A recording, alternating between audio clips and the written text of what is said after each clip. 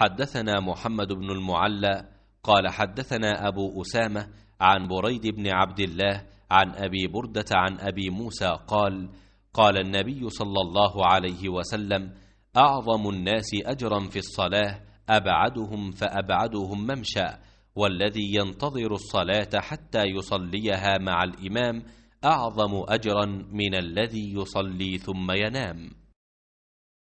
अबू मूसा रज़ियल्लाहु ताला अन्हु से रिवायत है कि नबी करीम सल्लल्लाहु अलैहि वसल्लम ने फरमाया कि नमाज में सवाब के लिहाज से सबसे बढ़कर वो शख्स होता है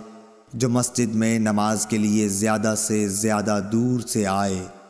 और जो शख्स नमाज के इंतज़ार में बैठा रहता है और फिर इमाम के साथ पढ़ता है, उस शख्स से अजर में बढ़कर है जो पहले ही पढ़कर सो जाए। सही बुखारी हदीस नंबर 651।